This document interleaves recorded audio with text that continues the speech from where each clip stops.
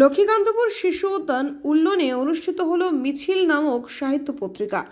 দক্ষিণ চব্বিশ পরগনার মন্দিরবাজার থানার অন্তর্গত লক্ষ্মীকান্তপুর শিশু উদ্যান উল্লনে অনুষ্ঠিত হল মিছিল নামক সাহিত্য পত্রিকা। 9 ফেব্রুয়ারি এই সাহিত্য পত্রিকায় উপস্থিত ছিলেন শান্তিনিকেতন, আসানসোল, কুচবিহার, পশ্চিম দিনাজপুর, কলকাতা সহ দক্ষিণ চব্বিশ পরগনার বিভিন্ন প্রান্ত থেকে আগত সাহিত্যিকরা। মিছিল নামক সাহিত্য পত্রিকার সম্পাদক সন্দীপ গায়েন এবং সভাপতি ধনঞ্জয় হালদার ও কোষাধ্যক্ষ শিশির কুমার মণ্ডল এদের প্রচেষ্টায় আজ এত বড় সাহিত্য সম্মেলন করতে বাধ্য হলেন। প্রায় 150 সাহিত্যিক বুদ্ধিজীবী এসে উপস্থিত হন। অনুষ্ঠানে ছিল সাহিত্যিকদের স্বরচিত কবিতা পাঠ, বক্তব্য, গীতিনাট্য ইত্যাদি। মূলত সাহিত্য, সংস্কৃতি, শিল্প আগামী দিনের সমাজের কল্যাণ ও অগ্রগতির ক্ষেত্রে ভূমিকা তার অসীম স্বীকৃতি। অনুভব করি যে সমস্ত আমরা এই লিটল ম্যাগাজিনের লেখা কবি সাহিত্যিক যাদের তত পরিচিতি নেই, তারা প্রতিবাদের ঝড় তুলেছে তাদের লেখনীতে, তাদের কলমে। সেটাকে সমাজ গড়ার এবং সমাজে যে অনিয়মিত ব্যভিচার, অন্যায় এগুলো ঘটে চলেছে তার একটা দৃষ্টান্তমূলক সোচ্চার তাদের কলম থেকে বেরিয়ে এসছে, যেটা অনেক প্রতিষ্ঠিত শিক্ষিত সাহিত্যিক, যারা রাষ্ট্রীয় পুরস্কারপ্রাপ্ত সাহিত্যিক, তারাও সেই জায়গায় আসতে পারেনি। এটা আমি ভীষণভাবে অনুভব করেছি এবং সকলের উপস্থিতি আমার খুব ভালো লেগেছে। আচ্ছা, আপনি জানেন যে 9ই আগস্ট অভয় নিয়ে একটা কাণ্ড ঘটেছিল, সেই সম্বন্ধে বিরাট তোলপাড় হয়, কিন্তু আমরা সাহিত্যিকরা এই বিষয়ে কোনো কর্ণপাত করেছেন? আমাদের মতো, এটাই আমার বলার ছিল, আমাদের মতো যারা আমরা সাহিত্য চর্চা করি তারা কিন্তু আমরা প্রতিবাদ করেছি, যে যেমন পেরেছি, যার অনুভূতিতে যতটা আমরা অনুভব করতে পেরেছি সেটা কিন্তু আমাদের কলমে ধরা পড়েছে।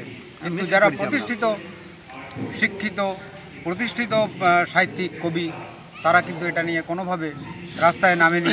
আমরা রাস্তায় নেমেছি, আমরা প্রতিবাদ করেছি, মিছিলে হেঁটেছি, আমরা কবিতা লিখেছি, আমরা গল্প লিখেছি, আমরা আমাদের মতো করে এর প্রতিবাদে অংশগ্রহণ করেছি। আজকে 9 ফেব্রুয়ারি, হ্যাঁ জানেন আপনারা যে এই 9 তারিখে ওনার নিয়ে বিশাল আন্দোলন হয়েছে, উনি মারা গেছিলেন। এই 9 তারিখে আপনি কি কোনো কবিতা লিখেছেন? পত্রিকা তো সম্মেলন হচ্ছে, মানে আর 5টা থেকে এটা আলাদা একটা করতে চেয়েছি, যে আর 5টা যেমন পত্রিকা যুগের তালে চলতে চায়, আমি সে তালে চলতে চাই না।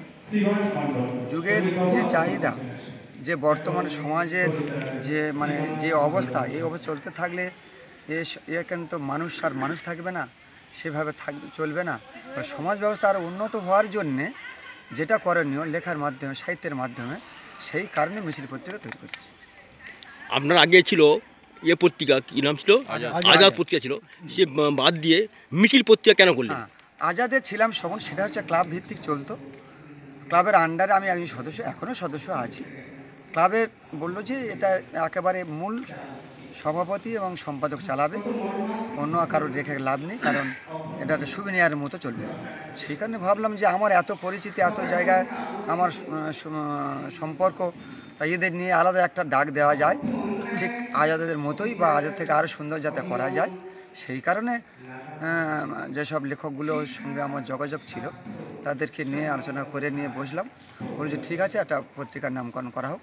সেখানে করা হলো যে মিছিল, সেইভাবে তাদের নিয়ে চলছে। আচ্ছা, কত দূর থেকে এসেছিলেন সব সাহিত্যিকরা?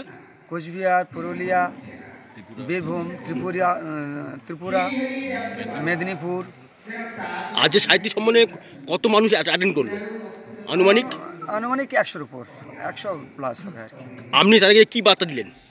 বার্তা লক্ষ্মীকান্তপুর থেকে তপন কুমার দাসের রিপোর্ট, ডিএন নিউজ বাংলা।